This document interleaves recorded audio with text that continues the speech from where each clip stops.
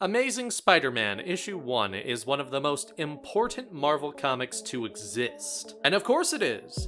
It's the first issue of Spider-Man after his debut in Amazing Fantasy number 15. But sometimes it feels like it's been a little lost in the zeitgeist, while also still remaining. It's weird. Just follow me. Amazing Spider-Man issue 1 isn't really just one story. It's three. Three important events that all happen over the course of one day. First, Spider-Man must save the astronaut John Jameson from a malfunctioning rocket. Then, Spider-Man tries to get a job with the Fantastic Four, and ends the day by fighting his first supervillain, the Chameleon. It's a simple story, but this issue has never been adapted fully. Pieces have been, sure, but the whole issue hasn't. Let's start with our first segment, John Jameson's crashing ship. In this part of the issue, May needs to pay rent, so Peter tries to cash the check that he got from his TV career. Unfortunately, it's made out to Spider-Man. On top of no money, we get J. Jonah Jameson's first appearance where he slanders the name of Spider-Man. It is not. I resent that. Slander is spoken. In print, it's libel. And speaks about how his son, the astronaut John Jameson, is a true hero, not Spider-Man. But opportunity knocks. John Jameson's spacecraft is in danger, forcing Spider-Man to jump into action and save the spaceship. We have seen this play out in 5 adaptations on screen.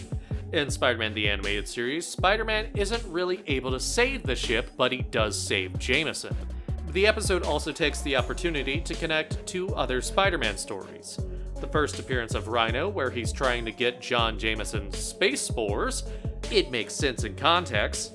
They trade out those space spores for the more popular Venom symbiote. Spectacular Spider-Man and the Venom movies would also use John's spacecraft to get the symbiote on Earth, all to skip the Secret Wars origin of the symbiote.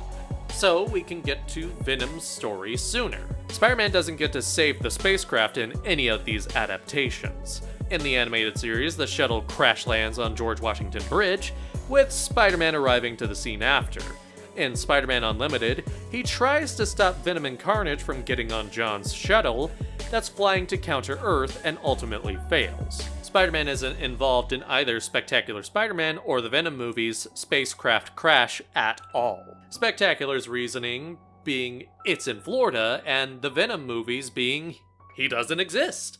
His non-involvement seems to originate from the original Ultimate Spider-Man version of this incident discussed in issue 49. Spider-Man didn't exist, so he couldn't help.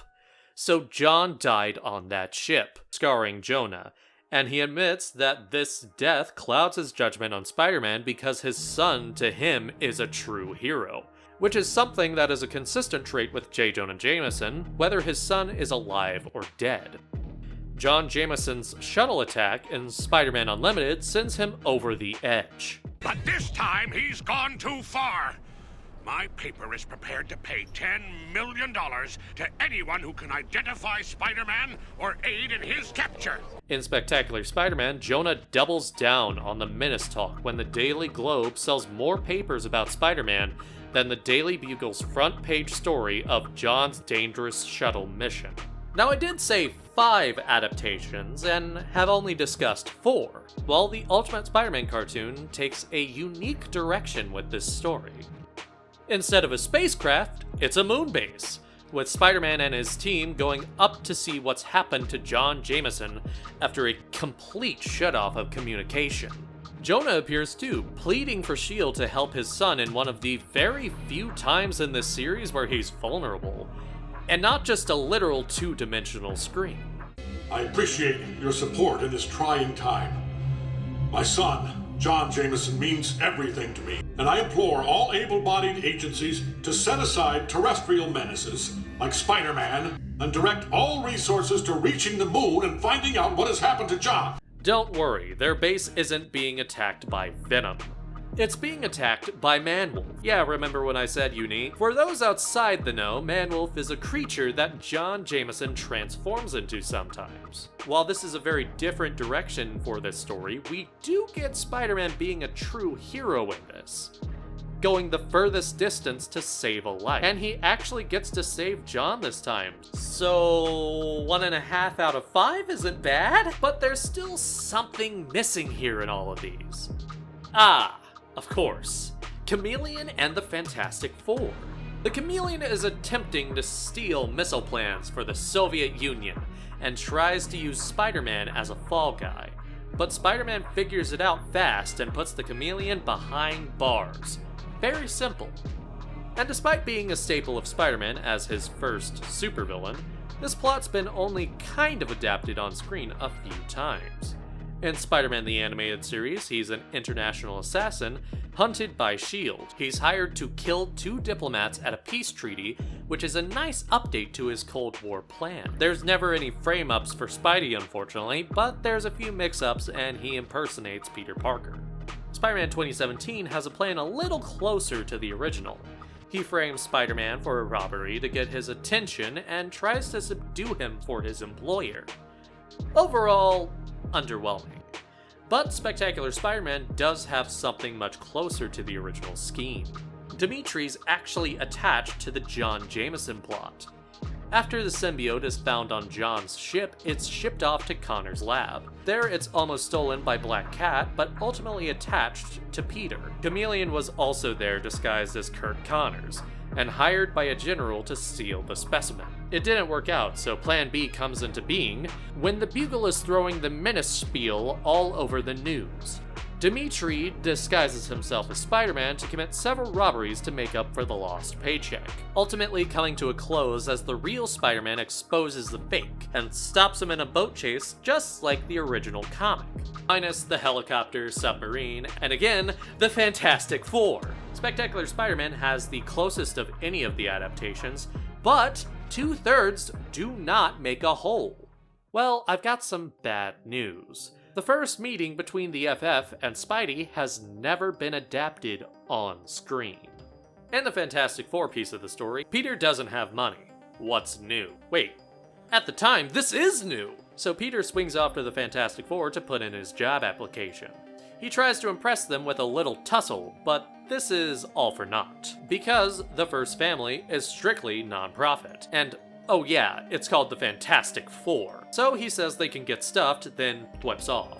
Now there have been places where we've gotten close-ish to this being adapted. They meet in the Secret Wars multi-parter in Spider-Man the Animated Series, but it's taking notes from a very different story. An episode that's much closer to the spirit of the idea is when he goes to the X-Mansion in the Spider-Man X-Men crossover episode. He tries to ask Professor X's help with his slow mutation, gets into a fight with the X-Men, and once things smooth over, Charles talks to him. He doesn't like the answer, so he whips off to some member's disappointment. There's also an episode of Fantastic Four: World's Greatest Heroes, where Johnny hires a brown-haired freelance photographer to make him look good. Hi, my name's... Yeah, whatever. Hey, make me look good, whatever your name is. Obviously, this is an unnamed Peter Parker, which they couldn't say because Sony had TV animation rights at the time. He looks like Peter Parker. He takes unflattering photos of Johnny, hinting at the rivalry they had before they were friends. And the very end of the episode has the Fantastic Four take a photo in front of the Flatiron Building. The same building that's been used for the Daily Bugle in the Raimi Spider-Man trilogy, and then future Spectacular Spider-Man, which Craig Kyle from Fantastic Four: World's Greatest Heroes also worked on. But how do the comic retellings fare? Our first retelling would be Ultimate Marvel Team-Up Issue 9. Don't worry, we're not meeting the eventual other Ultimate Fantastic Four. This is before that book was written, and this was retconned out. Peter Parker is doing a school assignment on Reed Richards, but the Fantastic Four mistake him for an intern, tell him to get them coffee, and leave on an adventure. This causes Peter to be very grumpy about the whole thing and curse his way down the stairs, resulting in him breaking the building's rules and opening a portal to the Negative Zone, where a flood of Skrulls come out demanding the head of Reed Richards. This leads to the book becoming pure chaos. They lean on the fourth wall hard, like the Tower of Pisa. There's a ton of small visual jokes from the artist Jim Maffut. The Skrulls invade the Marvel offices, where Joe Quesada tries to call a ton of celebrity directors to write for Marvel Comics. It is insanity. But luckily, the FF arrive with an antimatter negative zone nullifier B2000, an awfully convenient plot device. No, I mean, that's literally what the book says. Welp! In all that madness, we have no John or Dimitri to account for. You did get the shape-shifting villains, though, so that counts for something. But perhaps we'll have more luck with our next issue. In Marvel Age Spider-Man Team-Up Issue 1, the bills are piling up in the Parker house, so Peter tries to apply to the Fantastic Four as Spider-Man, while the Chameleon is trying to steal a formula for his employer. Chameleon can't have this traced back to him, so he comes up with a fall guy. After Spidey runs out when his job interview goes bad, Fury calls the Four and lets them know Spider-Man just stole a formula. But they just saw him. Looks like they'll have to team up to easily catch the Chameleon because it's the Fantastic Four and Spider-Man. They did get more than one piece down, but again, one piece is missing. John Jameson. 9 projects, and not one adapted the whole story. Not a single one. There is one, though. Between the cult classic Untold Tales of Spider-Man, which expertly wove stories in between the Stan Lee Steve Ditko high school issues, and the fan-favorite 2000s comic book reboot Ultimate Spider-Man, lies the first reboot of Spider-Man comics, Spider-Man Chapter 1 by John Byrne. Not to spoil too much, since we may do this whole series in a separate video, but this series is very bad.